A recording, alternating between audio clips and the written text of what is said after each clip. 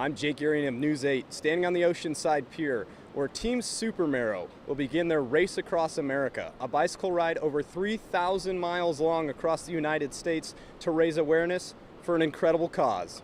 We are doing this to bring awareness and to save lives. We want to let everyone know that there's an underrepresentation of ethnic minority on our national stem cell registry. We need to change that. And you have a very touching story. Your son diagnosed early on. It was very hard for you guys to find a donor. How much do you think about your son and both your kids when you're biking all the way across the country? It was a very painful journey. Our son overnight developed leukemia. My wife was 9 months pregnant and delivering our baby daughter in a different hospital 30 miles away. It is the most traumatic time in my life.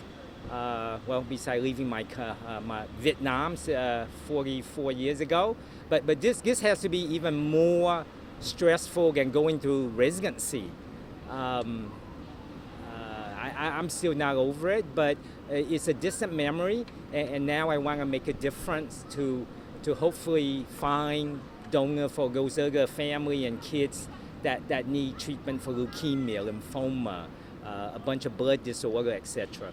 That's great. Let's talk about the athletic part of this. It's kind of crazy to hear people say that they're going to bike from San Diego all the way to the East Coast. How difficult is it, first and foremost? And besides raising awareness on the athletic side of it, what makes you want to do something like this? Race Across America is a 38-year tradition. It is known as the world's toughest bicycle race. Mm-hmm. And for all cyclists, this has to be the ultimate bucket list item as a cyclist. You guys do it in a team. Talk a little bit about the team aspect of it. I know the solo groups or solo riders left a couple days ago or 2 days ago. How does the team aspect of it work compared to the solo riding? We are an 8-person team. This is our rookie year. None of us, crew or racer, have ever done this, so it is a huge challenge for us. 8-person may be the easiest physically because we divide up the 3,000 mile among the 8, but it is probably the hardest logistically, coordinating everything. It is probably harder than doing a solo RAAM. So each of us will have to physically give up our physical, we have to use our strength and attributes to make the team successful, and the logistic is just unbelievable. They say that if you could even get your team to the starting line of RAAM, you have already accomplished something great. Again, to get across the 12 states, 3,070 miles, across the Rockies, the Plain, the Appalachian, in 9 days or less. It is an accomplishment to be able to say you've accomplished RAAM. There's no prize money, it's only bragging rights. And then final question, on a platform like this or wherever, if you had a chance to say one thing to people listening, whether it's why you're doing this or whatever it would be, what would you say to those people? I would say if you're an ethnic minority, I need you to text 61474, again the word RAAM. You will get information on how you can be a superhero, register to be a stem cell donor, and to save somebody's life. What made you get involved with this? Funny and short story. I found out about this 2 weeks ago. Wow. And it was a friend of a friend who was involved and got me involved, and it was on my kid's birthday, twin 16-year-olds, mm-hmm. and they called and asked if I would race, and I prayed about it and said yes the next day. I'm just a normal girl, and I'm doing it for a good reason. So I looked into what they were raising awareness for, and there's a lot of heart in this team and a lot of good reasons. So.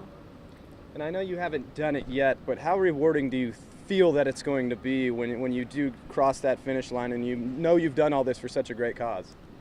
a huge reward. For one, I love a big challenge. And this will be the biggest challenge of my life. But yeah, just knowing what it's for. I actually hadn't thought about being a donor for bone marrow before, and I'm already thinking about that. So, and I pass out at needles, but you know, if I can go across the country, I'm sure I could handle that. Yeah, absolutely. Save a life. So yeah, I'm excited about it. I'm hoping my boys will root and pray for me the whole time, and I'm doing it for the people who can't. That's awesome. Let's talk a little bit about the athletic part of it and how difficult this really is to, I mean, conceptually it's ridiculous to think somebody's going to bike across the United States. So physically, how taxing is this going to be, and what are your expectations for it? Well, it's going to be huge, even with 8 people. Like I said, I didn't train for this because I found out 2 weeks ago. So there's 170,000 feet of climbing in this race, and I'm a climber. And I look at that and I go, I've never come close to anything like that, even divided by 4 in a week, or 8. So it'll be a huge, huge thing. I'm honestly trying not to think about the whole picture, and day by day, I have a friend who says, it's just a hill, get over it. I love it. So. I love it. If you could say, as I asked Dr. Doe, one thing to people maybe, I don't know, wanting to know more, or why you insanely are going to do something like this, what would you say to those people? You know, why I would do the race, or why? Yeah, why are you biking across the country? I mean, you know, like I said, I love a big challenge, and to bring awareness to something so important to save many people's lives, that's huge. If one person can save one person's life, 8 people, I mean, just as many people as we can get involved. I mean, bring awareness, save a life. It's a big heart on this team. So we're new, but we have big reasons. Well, this is for a great cause. I got involved in bone marrow registry way back when they started the registry when I was in med school, and I was trying to get an HIV research project up and running. And I'm an avid cyclist, been cycling for 25 plus years. And this just sounds like an awesome adventure, and awesome adventure for a great cause. You get to see the country. You get to go by, like, you know, Monument Valley and Gettysburg. It's just going to be an epic adventure for a great cause.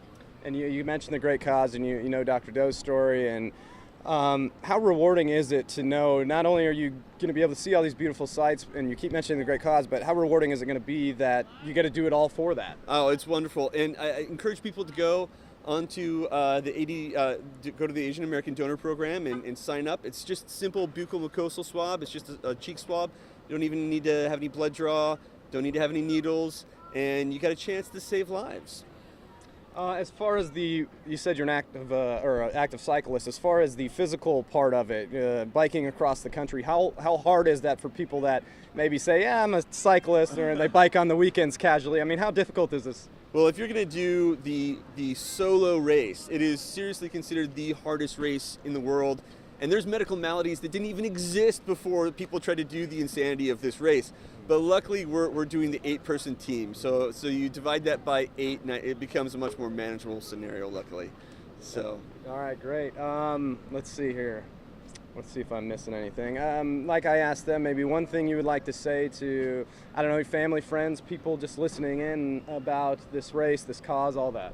Sign up on Binge Networks, follow us along, and if you get a chance, get your buccal swab done and donate to American Donor Foundation Program. And just to put this in perspective for you, I've walked a little over a half a mile down the Oceanside Pier. These 8 riders are going to go over 3,000 miles, 3,076 to be exact, all the way to Annapolis, Maryland.